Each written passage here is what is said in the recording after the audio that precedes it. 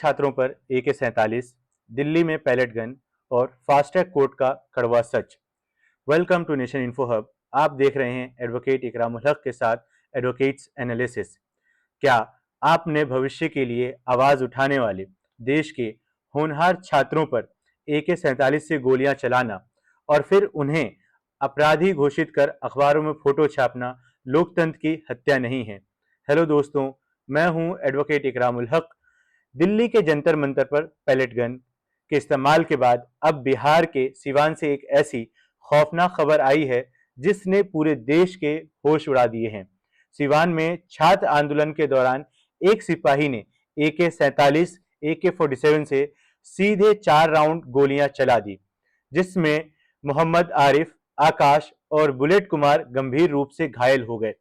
Bihar police ने 700 से ज्यादा छात्रों को गिरफ्तार किया है और 100 से 80 अधिक छात्रों के चेहरे अपराधियों की तरह अखबार में छाप दिया है, पब्लिश कर दिया है। आज एडवोकेट एनालिसिस में हम बात करेंगे एक्सक्लूसिवली इसी बात पर। तेजस्वी कुमार की चेतावनी, कपिल सिब्बल के 1 करोड़ के डोनेशन और संसद में पेश हुए नए पब्लिक एग्जामिनेशन बिल का गहन कानूनी विश्लेषण करेंगे। अंत तक जुड़े रहिएगा। सिवान में AK-47 से फायरिंग और पुलिसिया लीपापोती। सिपाही गलती से फंस गया था, इसलिए AK-47 चला दी। जानिए सिवान पुलिस प्रशासन के इस बेतुके दावे का कानूनी सच। दोस्तों, सिवान में जो हुआ वो स्वतंत्र भारत के इतिहास में किसी छात्र आंदोलन पर पुलिसिया बर्बरता का सबसे काला पन्ना है। सिपाही अभिषेक पटेल ने AK-47 से सीधे गोलियां दागी। शुरुआत में सिवान के SP पूरन कुमार झा ने कहा कि आत्मरक्षा यानी सेल्फ डिफेंस में पुलिस ने फायरिंग की, लेकिन बाद में जब मामला संसद तक पहुंचा तो DM का बयान बदल गया और उन्होंने कहा कि सिपाही को AK-47 चलाने का आदेश नहीं था और वो गलती से भीड़ में फंस गया था। एक एडवोकेट के रूप में सवाल ये है कि बिना मजिस्ट्रेट के आदेश के भारी हथियार के साथ पब्लिक पर गोलियां कैसे चलाई गई? क्या ये पुलिस मैनुअल और मानव अधिकारों का सीधा उल्लंघन नहीं है? क्या ये ह्यूमन राइट्स का वॉयलेशन नहीं है? क्या यहाँ पर सवाल नहीं उठाना चाहिए आम जनता को कि क्यों आखिर एक सिपाही ने छात्रों के ऊपर 4 राउंड गोलियां फायर कर दी? बिहार सरकार का दमन चक्र और छात्रों का चरित्र हनन। रील बनाने गए क्रिकेटर से लेकर डॉक्टर के पास आए मरीज तक जो जेल में डाले। जानिए पटना में अखबारों में छपी 180 छात्रों की तस्वीरों का सच। बिहार सरकार ने दमन का ऐसा चक्र चलाया है जो दिल्ली पुलिस भी नहीं करा सकती। पटना और सीतामढ़ी में 180 से अधिक छात्रों की तस्वीरें अखबारों में असामाजिक तत्व यानी एंटी सोशल एलिमेंट लिखकर जारी कर दी गई। ग्राउंड रिपोर्ट से पता चलता है कि वैशाली से डॉक्टर को दिखाने आए मनीष और गांधी मैदान में सिर्फ 20 मिनट की रील बनाने गए क्रिकेटर तक पुलिस ने उठाकर जेल में डाल दिया। उनके परिवारों को पता ही नहीं कि उनके बच्चे किस केस में जेल में बंद है। तेजस्वी यादव ने साफ चेतावनी दी है कि अगर दर्ज मुकदमे वापस नहीं लिए गए और छात्रों को रिहा नहीं किया गया तो बिहार में बहुत बड़ा जन आंदोलन होगा। क्या ये सिर्फ एक राजनीतिक कदम उठाया जा रहा है या सचमुच में छात्रों के अधिकार के लिए, छात्रों के साथ खड़े होने के लिए तेजस्वी यादव जो है ये चेतावनी दे रहे हैं? कपिल सिब्बल का 1 करोड़ का फंड और सुप्रीम कोर्ट की फटकार। हम जेनजी के छात्रों की मुफ्त कानूनी लड़ाई लड़ेंगे। कपिल सिब्बल का 1 करोड़ रुपए का डोनेशन का बड़ा ऐलान। इस अन्याय के खिलाफ अब देश के बड़े कानूनी दिग्गज मैदान में उतर आए हैं।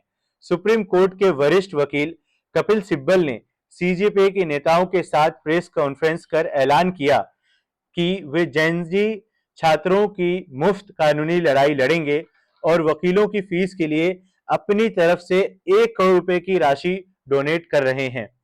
दूसरी तरफ राजद सांसद प्रोफेसर मनोज झा की याचिका पर सुनवाई करते हुए सुप्रीम कोर्ट CJI सूर्यकांत ने सख्त टिप्पणी की है कि शांतिपूर्ण प्रदर्शनों पर पुलिसिया ज्यादती, पुलिस हाई हेडेडनेस को किसी भी कीमत पर सही नहीं ठहराया जा सकता और इसके लिए एक ऑल इंडिया प्रोटोकॉल और सख्त जरूरत है। मतलब कि सीजेआई ने साफ कहा कि एक ऐसा मैनुअल की जरूरत है जो ऑल इंडिया प्रोटोकॉल होगा और उसको हर एक पुलिस डिपार्टमेंट को फॉलो करना होगा।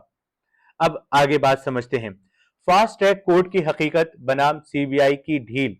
सरकार ने संसद में नया बिल पेश कर दिया, लेकिन जिस दिन पीएम फास्ट ट्रैक कोर्ट की बात कर रहे थे, उसी दिन सीबीआई के वकील सुनवाई में पहुंचे ही नहीं। केंद्र सरकार ने संसद में पब्लिक एग्जामिनेशन अमेंडमेंट बिल 2026 पेश कर दावा किया है कि 60 दिनों में जांच और 90 दिनों में फास्ट ट्रैक कोर्ट द्वारा ट्रायल पूरी होगी। लेकिन इस खोखले वादे का सच भी देख लीजिए। राउज एवेन्यू कोर्ट में जब नीट पेपर लीक मामले की पहली फास्ट ट्रैक कोर्ट में सुनवाई थी, तो सीबीआई का कोई वकील ही नहीं पहुंचा और सुनवाई टालनी पड़ी।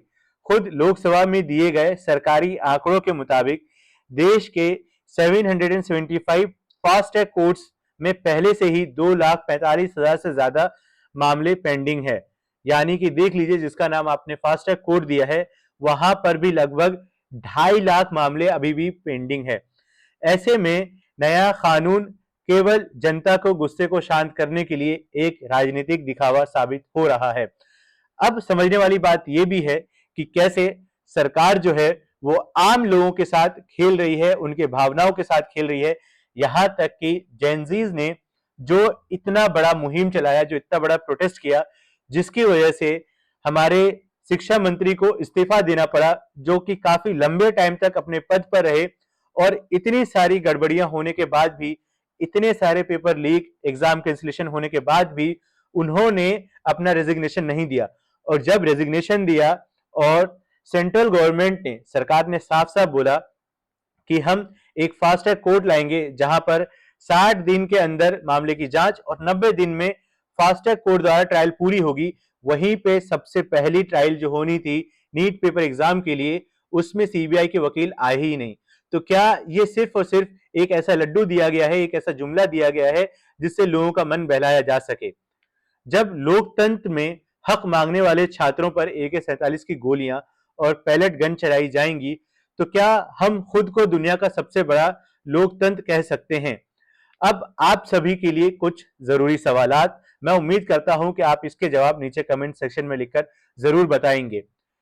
पहला सवाल, क्या बिहार में निहत्थे छात्रों पर सिपाही द्वारा AK-47 चलाना और फिर पुलिस प्रशासन द्वारा लीपापोती करना मानव अधिकारों का खुला वॉयलेशन नहीं है? दूसरा सवाल, बिना किसी अदालती जांच के बेकसूर छात्रों की तस्वीर अखबारों में अपराधी और असामाजिक तत्व बताकर छापने वाले पुलिस अधिकारियों पर कानूनी कार्रवाई क्यों नहीं होनी चाहिए? सीबीआई की ढिलाई और 2.5 लाख से ज्यादा पेंडिंग मामलों में सरकार का फास्ट ट्रैक कोर्ट वाला नया कानून क्या सिर्फ युवाओं के आक्रोश को दबाने का एक पैंतरा है?